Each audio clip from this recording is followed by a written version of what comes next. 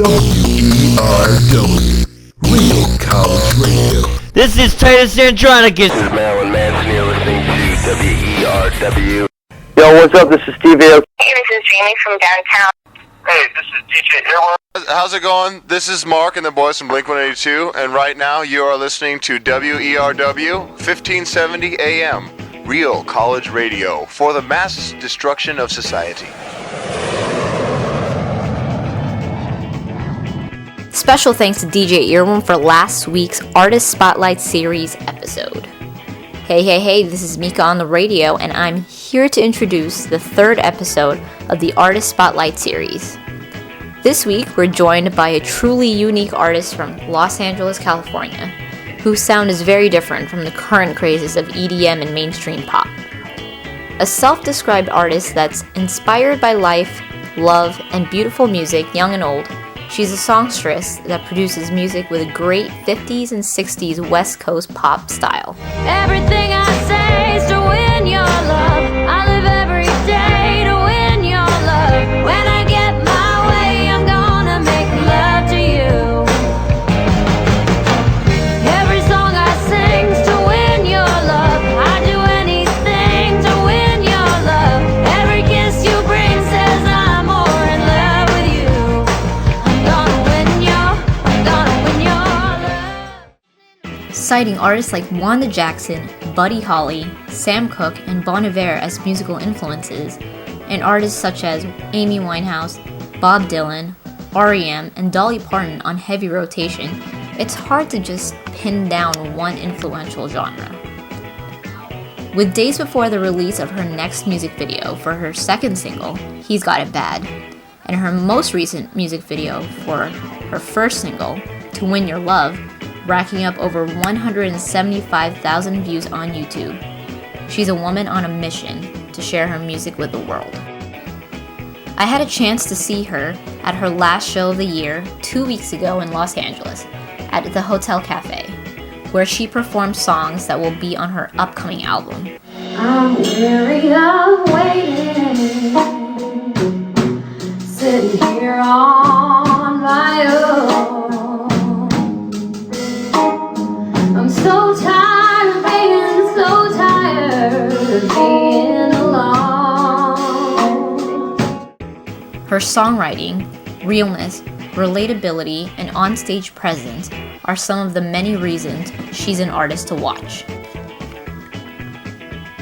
Let's have a listen to the first single, To Win Your Love, off of her upcoming album.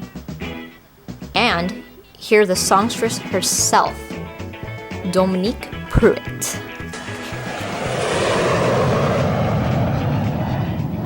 WERW, Real College Radio. Hey, this is Dominique Pruitt, and you're listening to WERW Radio. Stay tuned.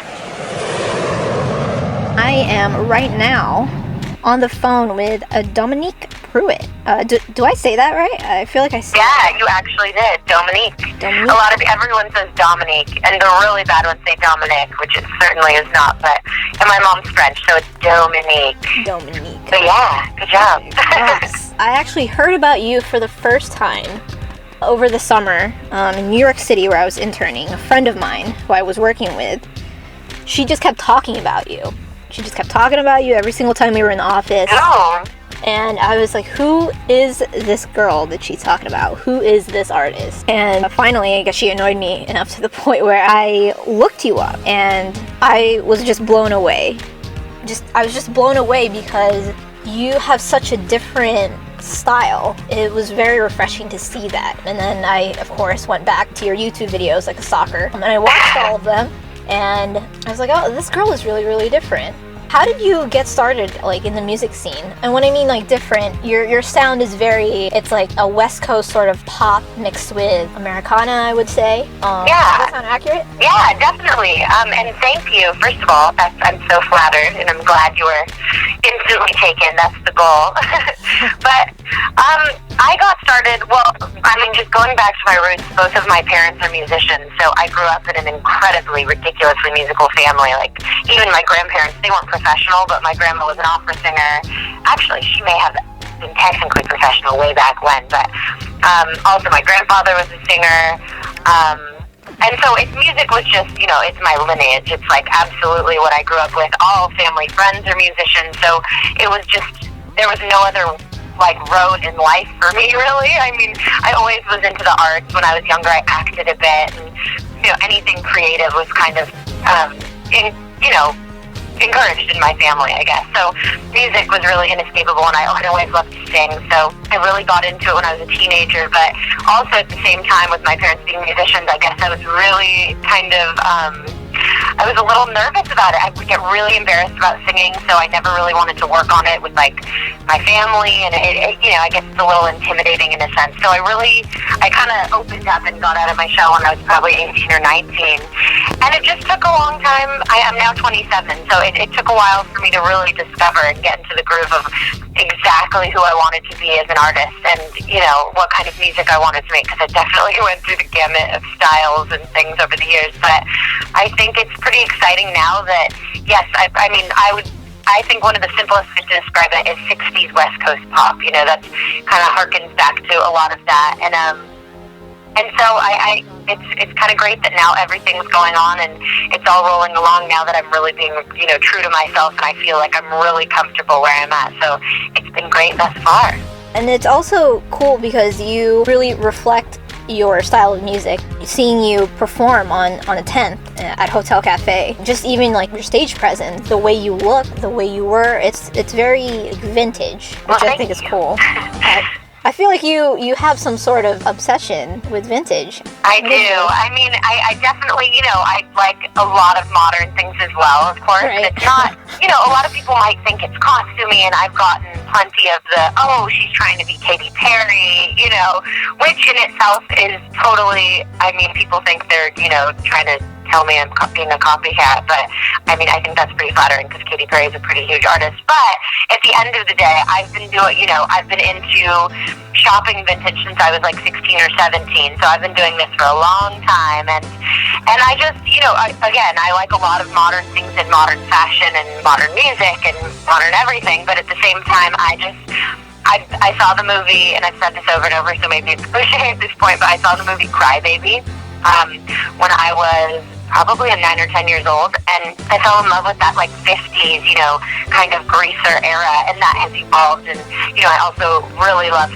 fashion, especially from the 40s, 50s, and 60s. So it's kind of just a melting pot of those things, and it's me at this point. And I've been doing. That's how I dress. That's the hair I like. It's the makeup I like. I definitely always incorporate a little more of a modern element to it. Like I kind of say, like, when people have asked me to describe my style, I say a little bit of like Peggy Bundy, like retro Peggy Bundy. Okay. But yeah, it's what I love in general, just vintage fashion and just everything visually from the mid-century era. To me, is what really inspires me. So I think that comes through. That's cool too, because on your YouTube channel, you actually posted a video of yourself shopping in a vintage store. Your YouTube channel has videos from everything, basically. You have videos there, lyric videos, music videos, like rehearsal videos, videos of you shopping, videos of you playing with your dog. You not only incorporate your music in that channel, but you really showcase personality, which is interesting, I'll say. It's really cool to see that. I was just going to say, and I feel like that's kind of something we can lose touch with these days, is like the actual personality of an artist, where I don't know, some artists really put themselves out there, and then some I feel like you don't know much about, and it's just kind of the business. So I don't know, I think it's cool, and it's fun for me to kind of show people who I am, and yes, I'm an artist, and I do want to put on I like to have a persona, of course, but at the same time I want people to really kind of see who I am through and through, and see how my music can relate to me personally, and how it all goes hand in hand. So I hope I'm glad you enjoy it. My silly dog videos and shopping. Yeah, I saw that. I was like, oh, this is interesting. I've never seen this on an artist's channel before. Right, there we go. Hasn't been done yet. Individuality, uniqueness. I love it. Love it. Thank you. So, your most recent song that's out, correct me if I'm wrong, I would consider it a single, To Win Your Love. And you posted a music video to your song, and I actually just checked it earlier, and you have over 175,000 views on that. I do. You do. That is crazy. What was the inspiration for the song, and then how did the video come about? What was the inspiration for the video? You channel a lot of different people in the video in different styles. How did that come about? Well, the song itself, actually, funnily is not a word, but my dad, so my dad's a musician. He's actually my co-writer on a lot of the songs on the album. And So When Your Love is an original of my dad's. He wrote that about my mom like 30-something years ago, which is really funny. So as a kid growing up, that was like honestly one of my top favorite songs that he had ever written, and I loved it. And I had covered that first when I was 18. And so it was a very different version than it is now, but I did record it once when I was 18, and then, I came back around, and when I was making music again, more recently, and kind of updating my style and everything, it was a given that I wanted to do that song, and so I wish I could say I wrote it, but my dad actually wrote it, and then the video just came from, my love, of Palm Springs. It takes place in both Palm Springs and then in Malibu, which is pretty close to where I grew up, and so it just was like, a kind of a carefree thing. I didn't want it to be too crazy of a story, and obviously I didn't have a big budget, or any budget for that matter, so Right. It was just kind of like a free-spirited thing of having fun, and one of my friends, Jenny, she has a clothing line called Geronimo Collection, and so that's a lot of the clothes I wear, and the little bikinis and things in that video. It's all courtesy of her awesome stuff, so that was part of my inspiration was obviously dressing up in cute little outfits, of course. Okay. So I got to wear a lot of clothes and then just kind of be silly and, play around with what I could. And channeling, let's see, I guess I was just trying to channel my most fun, summertime self through that video, because it was all filmed in the summer in the 110-degree heat of Palm Springs and then in Malibu. So just summery, beachy fun times. Summery, beachy fun times. I love it. Love it. Yeah. The song itself is a preview of your upcoming album that you finished recording. Yeah. Is it going to follow that same type of kind of songwriting, of course, style? Did you have a theme in mind for writing the songs for your album? What was your process like for that? Well, the process definitely it does follow suit for sure. I think To When Your Love, production-wise, came out. I would say it's on the poppier side. It's definitely that really upbeat, bright pop song. And I do have more of those on the album, but I would also say that a lot of the other stuff on the album has a little bit more grit to it, and almost maybe a little more attitude, which I think personally is very representative of me. So I think that flows through the rest of the album is kind of a little more, not that I'm a bad girl per se or something, but I do have a little bit of grit to me in my vocal and my writing style. So that you'll see on the next song, for instance, He's Got It Bad.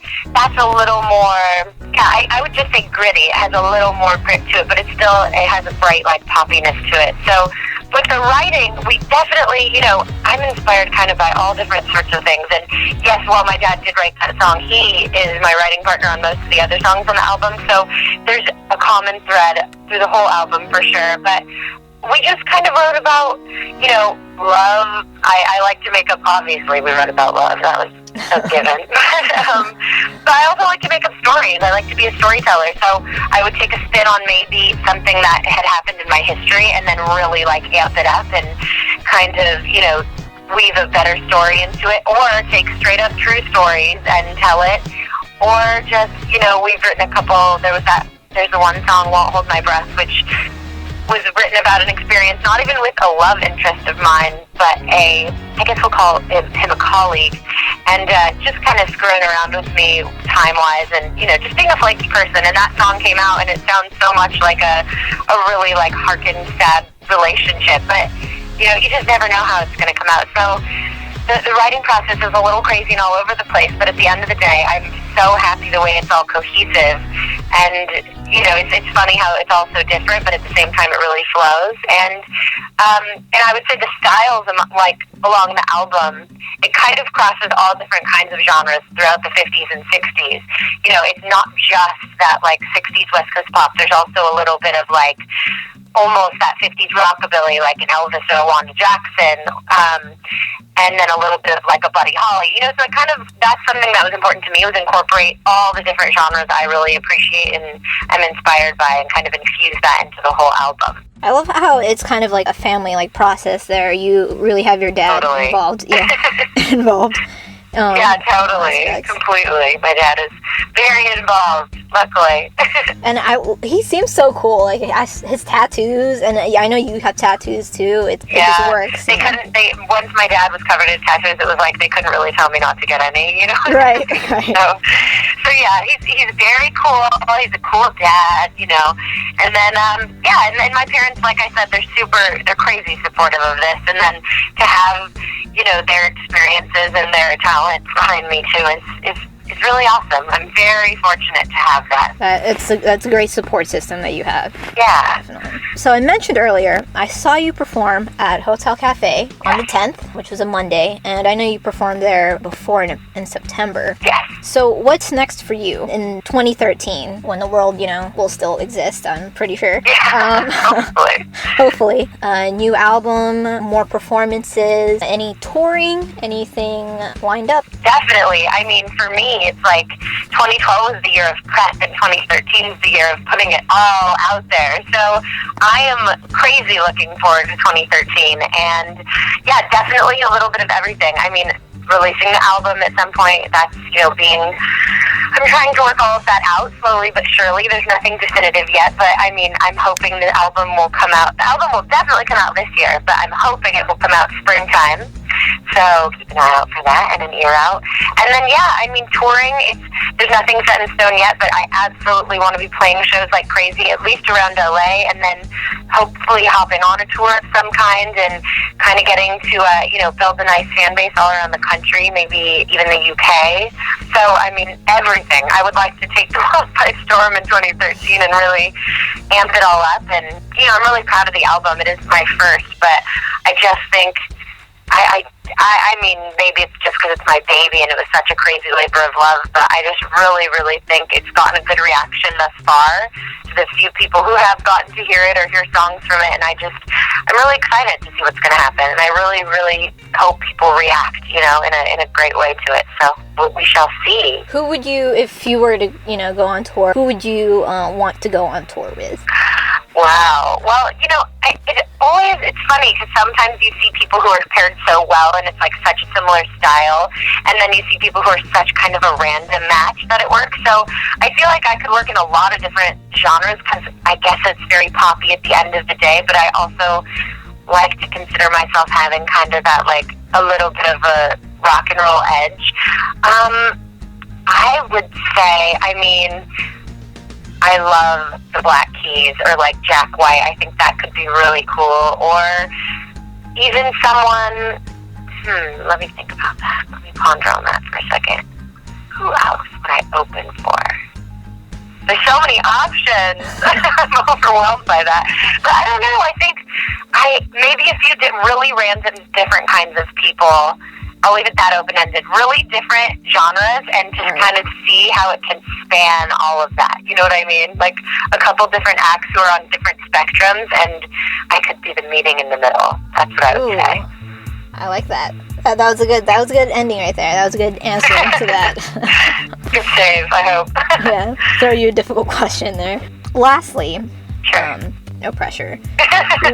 What does your tattoo on your neck say? My tattoo on my neck says Wanda, and that's for Wanda Jackson, the singer, rockabilly queen of the 1950s, and today she's still around making music, which I hope you and listeners know. She's amazing. She is really, I had really loved, you know, old music and all the retro stuff for a long time, but I had never heard of her until probably 7 years ago, probably about 7 years ago, and one of my good friends had turned me on to her and given me like Wanda Jackson's greatest hits. And the first song I ever heard was Silver Threads and Golden Needles, and then I obviously listened throughout the whole album, and I just was like floored by it. I don't know what, I was in love with her, and like 6 months later, I heard she was playing a show at like a hair salon out in Redondo Beach. And so I got to go see her play for like 100 people. And you know, she's in her 70s now and she still like rocks it.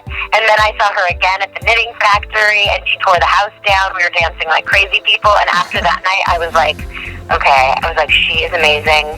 And I was like, I have to get her name tattooed on my neck in honor of Wanda. I don't know why, but that's just what came out of my brain, and I did it, and I stand behind it because I love her. And everyone thinks it's like a grandma, or a lot of people ask if that's my name. It's all for Wanda Jackson.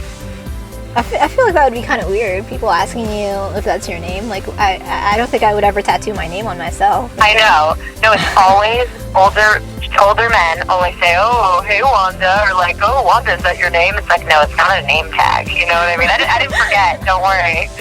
So, yes, or people say, is it your grandma? Because, you know, some Wanda can be like an older name, but it's for my love of Wanda Jackson, and I've yet to meet her, but I would really love to one day. And I love her. And if you don't know who she is, you should listen to her because she's amazing. Definitely. Advocating Wanda Jackson here. There you go. Yeah. On WERW. Well, very last thing will be if you wouldn't mind kind of doing a shout out to the station. That would be great. We can add you on our little rotation there at the station for all the people that have said that. But yeah, so pretty much whenever you're ready, you can just say it. But if you could say anything to, you're listening to WERW, WERW. WERW, right? WERW, yes. Okay. Cool. Yeah. Cool. I'm into it. Do I get a chance to redo it if I hate it? Yeah. No. Definitely. Yeah. We can cut it and do a choose couple the best passes. one. Yeah, Okay. Cool. Do a couple. So whenever you tell me you're when. Cool. You can go whenever, and then just you could pause in between. I hope to get it in one take, just in case I botch it. Alright. No pressure. Okay. Cool. I'm ready. Alright. Go for it. Hey, this is Dominique Pruitt, and you're listening to WERW Radio. Stay tuned. Awesome. That was good. Okay. You like that? Is that good? If you approve, I approve. Yeah, I approve. 2 thumbs up cool. for that. 2 thumbs up. Nice. I actually have 2 thumbs up. You just can't see. It's just imagine You it. can text me an emoji after. Awesome. Also, thank you to Dominique Pruitt for joining us today on WERW. WERW, Real College Radio.